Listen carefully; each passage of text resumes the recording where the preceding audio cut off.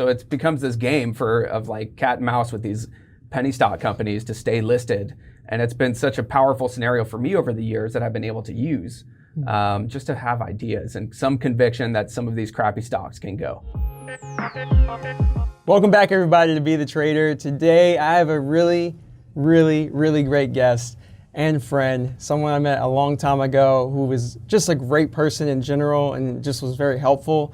And where he is today is just awesome. It's just awesome to see. It's Roland Wolf. And if you don't know who Roland is, then you either just got into trading, which is totally cool, but at the same time, go check out some of the interviews. He's been on different types of shows, Be the Trader being one of them, and you get to learn all about his background. But today, we're just gonna be focused on the present moment and how things are going thus far, and just understand like these are all values you can take and use throughout your trading career. But Roland, what's up, my man? Welcome back, brother. Thanks for having me, dude. Yeah, absolutely, Good man. to see you again. It's good to see you, man. Yeah. Things have been crazy. We're actually right off the back of this big oil push. We got this Russia-Ukraine thing still in the air. We're kind of talking before we started interviewing here, but it's provided a lot of opportunity recently. On the back of, I mean, for those who don't know, like I'm a small cap trader primarily. I trade small cap, I trade penny stocks. My favorite stocks all trade under $10 in terms of my patterns and stuff that I've traded over the years. It's kind of my comfort zone, my niche, you could say. Yep. A lot of people talk about sticking to niches, but that's my niche is penny stocks. And I always liked them because there was some macro to it. There was some sort of idea that I could use to have conviction, long or short, but particularly long. I've mainly been long NASDAQs in particular, but they move a certain way. You know, they're generally speaking the cheap stocks. We are not seeing as much like algorithmic trading and stuff that we've seen over the last year or so, which we'll kind of get to. But that's been my deal. It's like stocks under $10. I've been really good at the 1 to 2s, the 1 to 3s, like the 2 to 3s. I've been really comfortable in that area. Issues of like compliance with NASDAQ, trying to stay over $1, reverse splits, like all these things that NASDAQ companies have to do to stay alive that I've been able to take advantage over the years. Hey, we wouldn't be able to do these face-to-face interviews if it wasn't for our sponsor, Cobra Trading. So if you can just give them a few seconds of your time, we'd really appreciate it. Cobra Trading is the go-to broker for day traders and short sellers. And I'm not the only one saying this. In fact, Benzinga awarded Cobra Trading as the go-to broker for short selling. They have a heavy focus on direct market access order routing, so you have the fastest execution. They have some of the best locate prices and availability. They also have amazing customer service. I've experienced many different brokers, and it's why I use them every single day and why I'm proud to have them as our sponsor. Sign up now by clicking the Be the Trader referral link below and earn 1 free month of software with Cobra and 25% off all commissions. Now let's get back to the show. Obviously, we had the pandemic hit, which was such a big macro that we saw Corona stocks, we saw sector after sector just go nuts. So I had a really productive 2020. All kind of culminated early 2022, January, February, and then we had that GME, AMC, the ape movement came into play and kind of changed the game a little bit. So much so that back in like March of last year, we ran out of penny stocks. And we were speaking about this before. Yeah, we were. We ran out of penny stocks and it kind of took me into deeper waters. It kind of changed things for me to the point where I sat on my hands a lot over the last 6 to 8 months through till December, basically, January. End of January is when things changed for me. But between, I'd say, April of last year and January, a lot of my patterns, a lot of the stuff that I like, a lot of the parabolic NASDAQ runners dried up. Yep.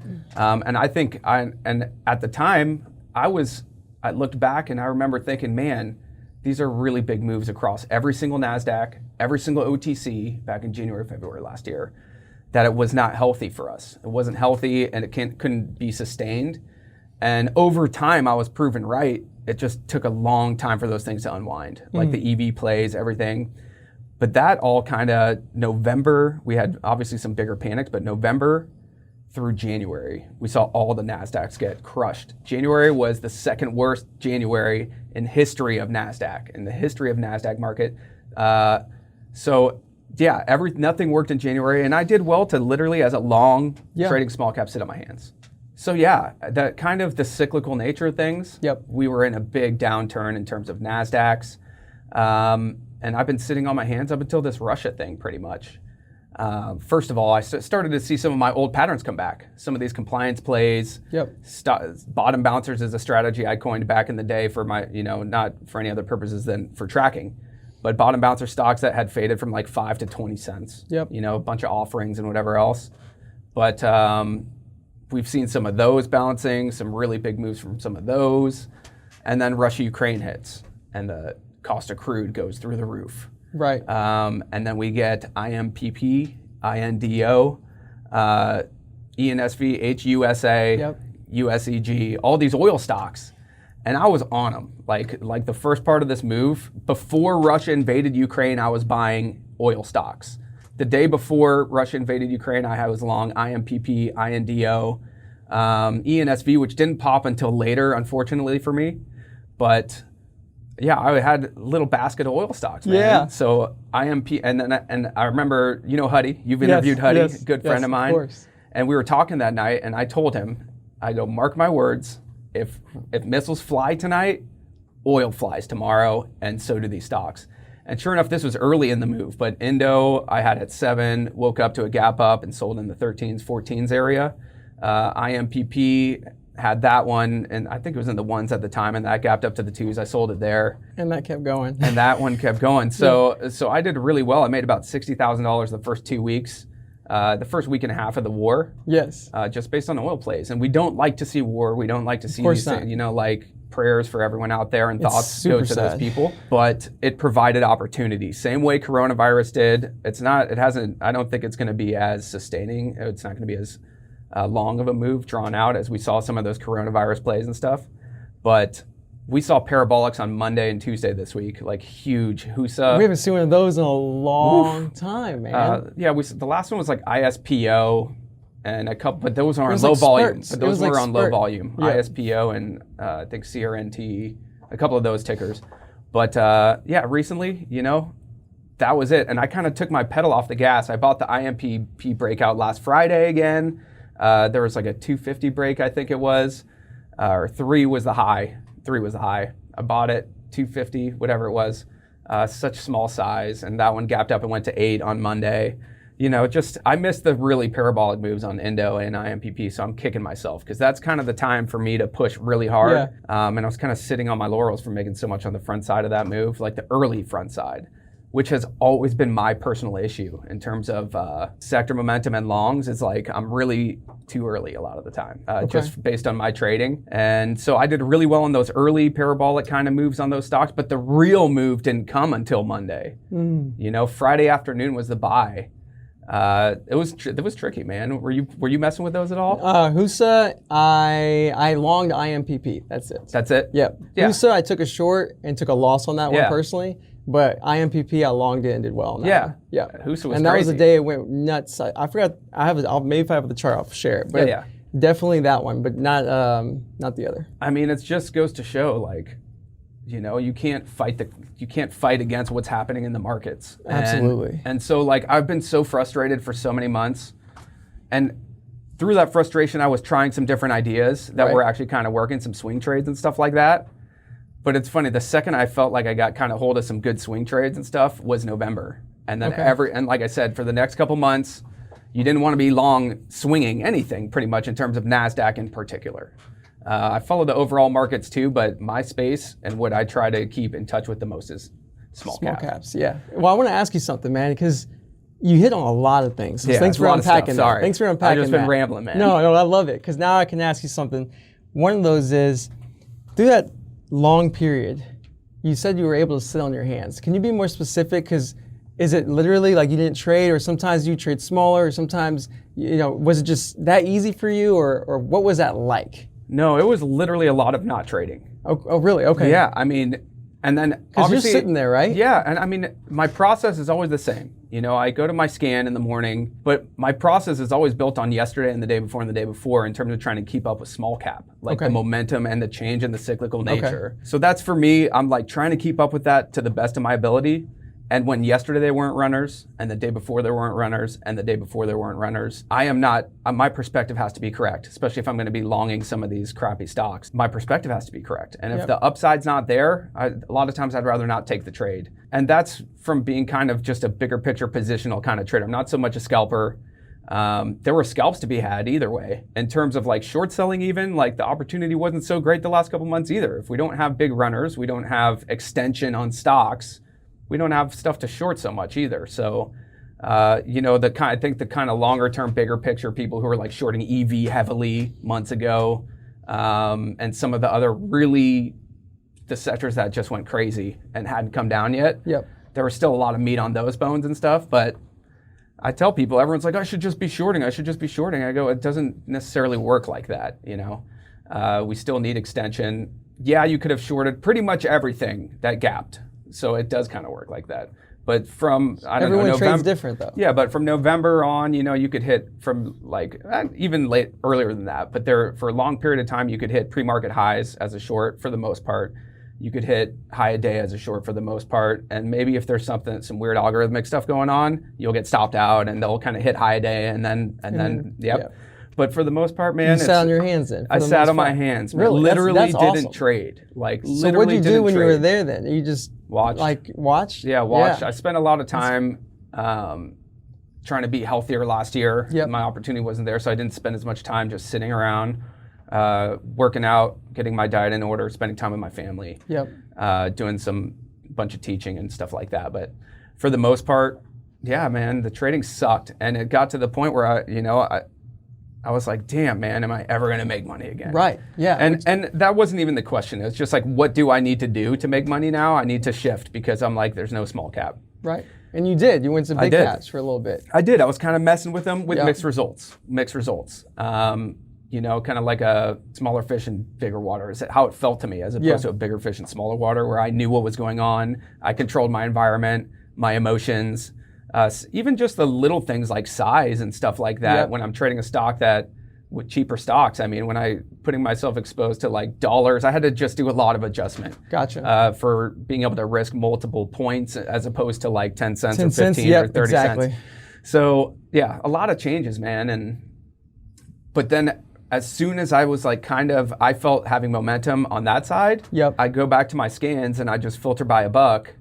And lo and behold, in January, I had 200 stocks under $1, 200 NASDAQs under $1 in January. So I started licking my lips. I'm like, we're back, baby. And not only 200, and I'm sure there were more that I missed, but just from the small scan I did, 200 stocks under 2, 200 stocks, 400 stocks under 2, 200 stocks under $1. So I have 400 stocks trading under $2. And to me, it's like, okay, they're all back. Give us my perspective what that means though, because like for you, like you're always scanning. Yeah. So like, is it a good normal day is like that, or is that like above normal? Is that because some of us may not understand? I'm just saying that at a certain point in like March, April last year, we had no stocks under $1, and very few under $2, and very few under $5. Like every stock was trading at a multiple, and nothing changed about these stocks. Just the fact, I think, that we had this huge influx of volume from AMC, GME, the apes, the coronavirus, the pandemic, new day traders. And what do? They like go buy cheap crap. You know what I mean? That's what I did when I first started. I'm like, well, it's cheap enough stock where I could buy a bunch of shares, and if it goes up, simple math. And they're not wrong to a certain extent. Like when you have a smaller account, when small cap's hot, there's no better place to grow a small account because you can take more shares, risking the same amount essentially at times if you do it right. But that's kind of the key to me. So I started licking my lips. I'm like, okay, small cap's back. A lot of my old patterns will be back. So I actually watched my old guide that I made in like 2017, 2018. Just the strategies portion, just to touch up on strategies I have not used for years. Bottom bouncers, 20-cent stocks, NASDAQ stocks, bouncing to like 70 cents, $1.50, $2. Huge multiples in that, huge percentage gain to be had. You can take a lot of shares. We still haven't seen that in full effect, I don't think, some of these bounces. And I think part of that comes from the overall markets being just so sketchy lately, just people so in and out of what's happening from a macro perspective. So for me, if we see some additional strength there, maybe we see some better bounces. But reverse splits, like these stocks have to maintain $1 price point, these NASDAQs. And if they don't, we get into this compliance thing where they're going to either have to delist, become an OTC or something like that, or they got to get their price over $1 and sustain that for 10 days. So it becomes this game of like cat and mouse with these penny stock companies to stay listed. And it's been such a powerful scenario for me over the years that I've been able to use just to have ideas and some conviction that some of these crappy stocks can go. So that's why I've been excited lately. That's kind of all the rambling that I've done is to get to this point, I guess you could say, that we go through stretches where, man, it's tough. It's really tough. But if you stick around, the good thing I did was not go against the grain during this period of NASDAQ fade, in my opinion, looking all in retrospect, because in real time, every morning, you're just frustrated. I was frustrated for months and months and months and months.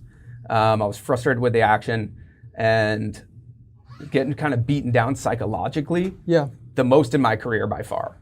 Outside of like when you're just starting and it's really tough. Gotcha. But that's so exciting, So for me, like once I got on the grind and I was putting in 15, 16, 17-hour days of just like reading videos, like trading, all that good stuff, that was kind of different. But once I had it under my belt, and now I have this long period of time where I'm not profitable, very small profits, when you're used to off the back of 2020, 2021, like 5-figure days, 6-figure months and stuff like that. It was tricky, man. It was really tough for me. I wasn't depressed, but to a certain extent, it's just like anything. Like you're a pro athlete and you're not playing, and you're not winning or you're not starting, or whatever your plans are. That's how it felt to me, kind of like, and at the same time I teach and stuff, and you have students, especially new students, they're like really eager to make money and watch you make money. Right. So it's been tricky, man, and I've been telling everyone it's not there. It's not there for me. My patterns aren't there, and I didn't lose money. Yep.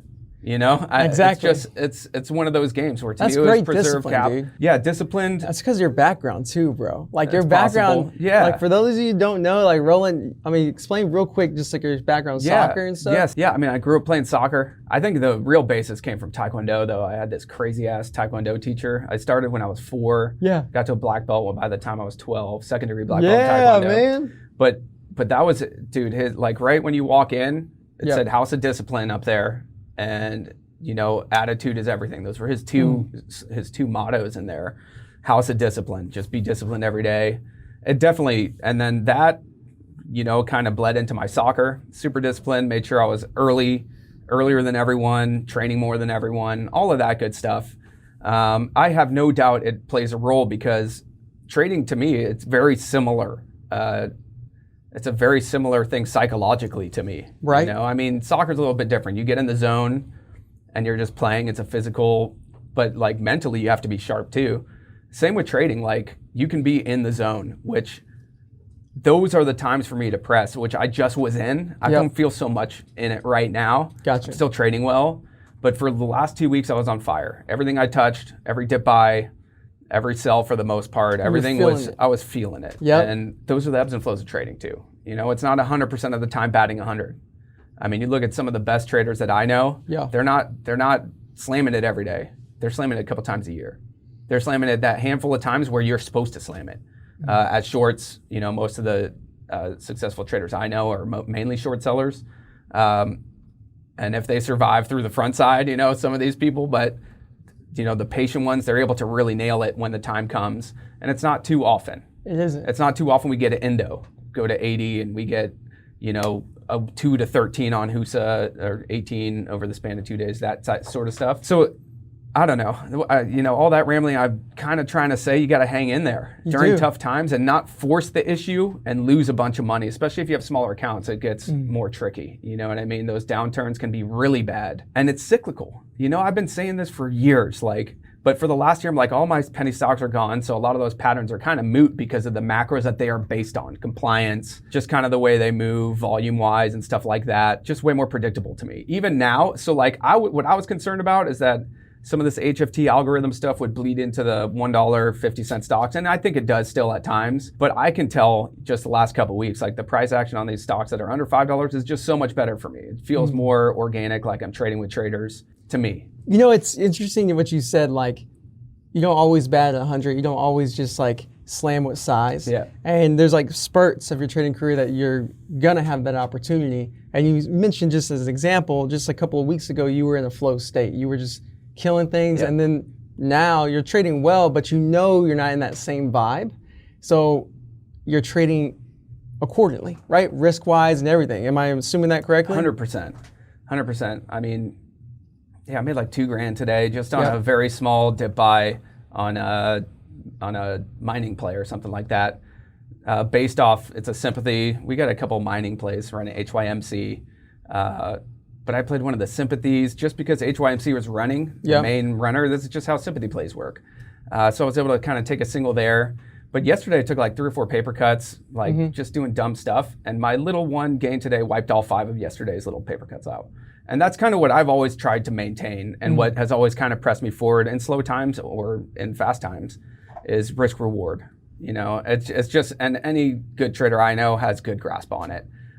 Some with different grasps than me. We all have kind of our own idea of it. Can you but it's all go into your idea of that? My idea? Yeah. Yeah, first of all, risk reward ratio, everyone talks about it. Yes. But to me, it's not just that, because you can find that, technically speaking, you can find that in any point in any chart. You could say, oh, well, I'll risk this, but I could make this. Generally speaking, the way I like to play longs, it's going to depend on a lot of things. But if it's just a general first green day gapper, I like to use what the chart gives me. It's highs a day, pre-market highs, and lows a day. Like, I keep it really simple. But if I'm dip buying off a low a day, which I generally like to do, where I find the best risk reward to be, then I need some upside. So I like stocks that fade, you know, off highs, off pre-market highs, and then I use those as targets and potential reward, and then find my risk within that. And then I try to make sure that my risk is going to be a key level, not exactly a key level, but but an area I think should hold, right? You know, and the only level usually after a little bit of morning volatility that will hold is low a day. And if that breaks out, generally speaking, we are looking at a possible all-day fader. So I don't mind playing in that area, having this really tight risk, or looser risk depending on size. True. But that's the game I play. And that's why with these $1, $2 stocks, $5 stocks, I love finding spots where I can get like 10, 15 cents risk and put on 10 or 20,000 shares. To the point where I'm going to lose, I'll lose like $1,000. Generally speaking, is kind of like my just regular run-of-the-mill risk on just an average trade for me. So I can take 10,000 shares with 10 cents risk, have that $1,000, 20,000 with 5 cents risk, so on and so forth. Very basic math. And that's kind of what just guides me. That, but then process behind it. So risk reward to me is not just sucked into the 1 minute chart risk reward, but what is this actually going to work? Like what's the probability of it working? What kind of market are we in? And then I'm determining reward based on that. So like, what's been running? Do we have runners? Is high day breaking or not? If high day's not breaking and it hasn't for the last week, my sell's going to be into high of day, and usually premature, and I'm going to wait. You know, so like, and then I adjust that in my head. I'm like, actually, so the risk reward now is So that's, you know, if we got something fade off $1.60, it's at $1.20. I'm looking at risk at maybe $1.10. It bounces. Now we're at $1.20. Okay, I'm looking at 10 cents risk. Maybe 40 cents if we can get back to a 160, so I got 1 to 4. Maybe it's not going to get there, so I'll probably take it off at $1.50. I got a 1 to 3 on my hands. You know, and then best I kind of best case. Like that's best case. And that's what I use to kind of guide me, just from a very simple standpoint. You know what I mean? You're putting in perspective with the overall what's happening and just what you've been seeing every day, which is why you said it's important for you to look. You kind of build your plan over 3 or 4 days. Because you're watching something build up. Yeah, exactly. So I get to my scan in the morning with knowledge of what's happened over the last week, particularly yesterday and the day before and the day before, like what's been going. And that guides me to where I need to look to find volatility in the mornings as a long. Because, okay, if you're a short seller, okay, you short highs. It's different. Okay? I'm serious. Like, and it's not just that. I know it's not. There's so much to it. There's a lot to it. Mainly in my eyes, discipline, patience is what separates the best. Cojones, like there are a lot of things that you need for any trader. But for shorts, I've always said this, you know, the plays do come to you. You know, you're looking for extension. You're looking for something that's ran for maybe a couple days, something that's up a couple 100% on the day or week even. You know, if you're looking over a bigger time frame, something's up 1,000% over the last couple weeks. Yeah, those are the juicy ones. The juicy ones, and those they often, come to you. You have eyes on them, right? And you let them develop, and you're trying your best not to get hit on the front side. Yes. Okay. As a long, you have to be more creative than that. We don't have that. I'm looking at something that's gapping up 5%, and I got to say, where can this thing go? For me, it's always been a little bit different. I've had to be a little bit more creative with my strategies. Yep. You have to, it's a kind of an art. It's kind of weird. And it's not easy. You know, if you're just batting for home runs on everyone, they don't come. You have to be really detail oriented, but have creativity in mind. Where can this realistically go? Which is what process, like what happened yesterday and the day before leads me to what can realistically happen today. Gotcha. You know what I mean? If you're seeing things just squeeze in, just hit breaking levels for the past 2 days, then this is going to be a better risk reward play Yeah, today. exactly. Yeah, maybe I'm going to put more size on and risk more because there's more to make. And maybe I'm going to be a little bit more patient sizing out if we get running. Maybe I'm looking for high a day. Maybe I'm looking for pre-market highs. Right. And like I said, that wasn't the case for months. For months, I was looking for dip buy, sell into highs prematurely. Yep, because it just wasn't there. Because you were buying top end of range on an all-day fader, which isn't fun. Yeah. You know, so people who got rewarded in 2020 and early part of 2021 just adding, that became a very popular thing. Dude, Diamond hands, they lost. HODL, diamond hands, those people. Yeah, it's not always like that. Yeah. There are times for that. You know, I wish I activated a little bit of that over the last couple weeks. You know, I wish I just bought because I had Indo at 5. Like I said, IMPP sub 1. I wish I just took some shares and YOLO'd it. But before that happened, it was dry. It was dry. Exactly. So you know, I think I did pretty well in engaging at least. Yeah. That early part of it. Can I interrupt you real quick? Yeah. I want to ask you about that specifically because first off, a lot of people are going to watch this and maybe it's in the future and this is all over. Yeah, hopefully. totally. Hopefully like this whole Russia thing is over. Hopefully. And everyone's taken care of. Because the main thing is people can listen to this and times are always changing. The event, it matters, yes, in terms of people and everything, but in terms of trading, like the event's always changing. It's the catalyst is what's like the catalyst moves everything, the macro. Right? And so you mentioned earlier that you caught these plays, but you were thinking ahead. You were thinking if this happens with Russia and Ukraine, I think it could happen. So I'm gonna start leveling. I'm gonna start sizing in some positions in the oil sector. Yep. What was your indication that that was what you wanted to do? You know what? It came from my scan, believe it or not. Okay. So we have this news like, okay, Russia is surrounding Ukraine. This is in real time what happened with me mentally. And actually, I had been trying to engage anyways because I had seen penny stocks come back. So I'm like, I'm going to start trying some old strategies out that already started working. So luckily for me, that happened first. And I started kind of knocking off the ring rust, you could say. But then we see this news that Russia is surrounding Ukraine. They might invade. They look like they're going to invade. We're pretty sure they're going to invade. That morning that I saw the day after that news, the top 2% gainers on my scan were INDO. It was INDO that morning. INDO. I already knew it was an oil stock. It had ran, I don't know, a couple weeks ago or a couple months ago maybe. They had Indo and IMPP had ran in sympathy together. I forget what the news was. I think crude was up for something or other was the reason. But Indo and IMPP, so they were already on my radar from back then. So when I saw the scan in the morning, Indo up, 2 and 2 together so quickly. I'm like, that's the one. And Indo wasn't even on my scan yet. But I was like, what was the sympathy? What was the sympathy? IMPP, I went to it. It was up like 5% with volume, a little bit of volume. Okay. And it hadn't gone for a while. So immediately for me, and this is how quick you kind of have to be, and this is a process thing. Yep. An experience thing. Yeah. It's not like you've been doing this style for a long time, dude. Yeah. This has been my bread and butter. Exactly. Is sector momentum based off macros. Yep.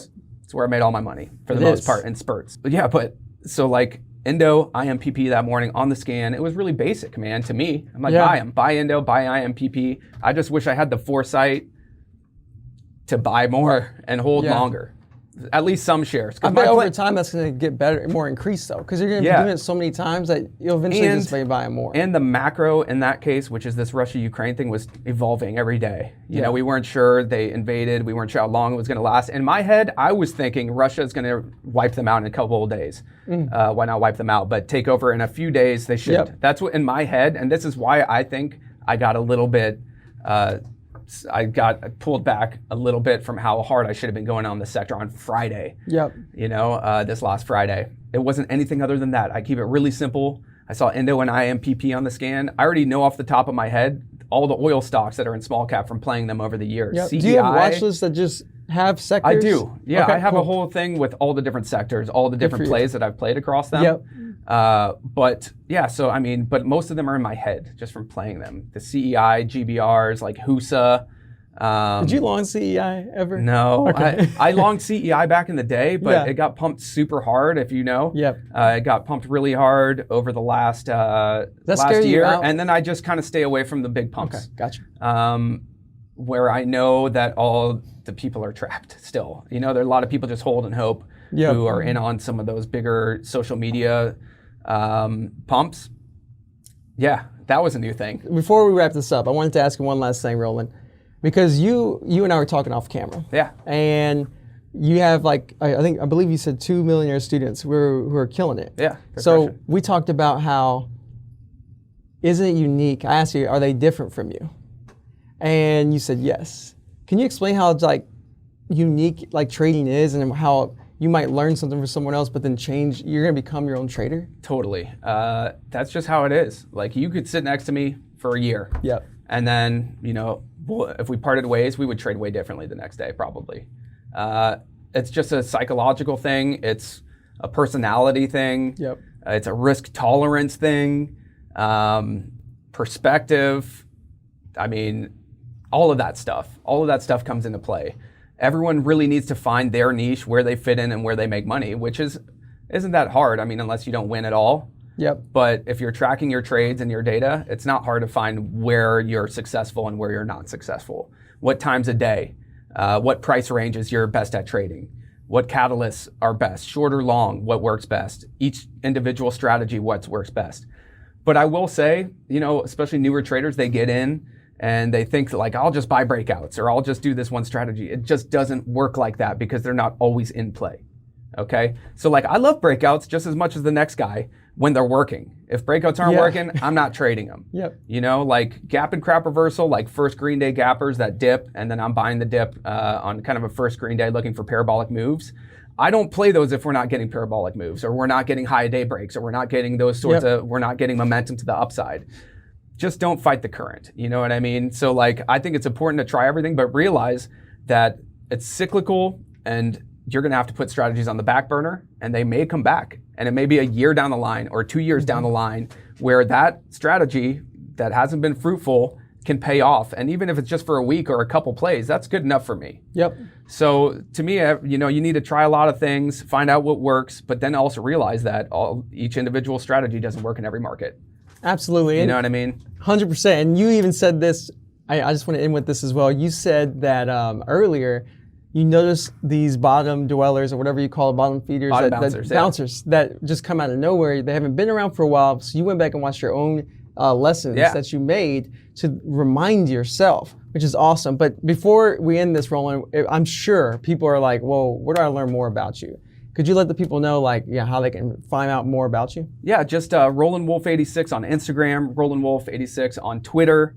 Roland Wolf on YouTube. I'm going to have a show coming up. This is actually the background that you're seeing right now. Yeah. Where I just talk small cap once a week, pretty much. Maybe interview some traders like you. Okay. Bring you on. No, I'd love to interview you and get your perspective of now speaking with all these really great traders, and because you're getting a really good idea of this. Yeah. I mean, just kind of interviewing someone like you, seriously. That'd be cool. You know, who has a cool perspective on trading as well. So, yeah. Those three, those are the main places, and I kind of keep everyone posted right there. Perfect. And none of us will ever DM you asking for money. Those are so many scammers and people, they're like roaches. You can't get rid of them. It's the worst. We will not DM you. But other than that, man, hey, appreciate it, brother. Thanks for having me on, bro. Absolutely.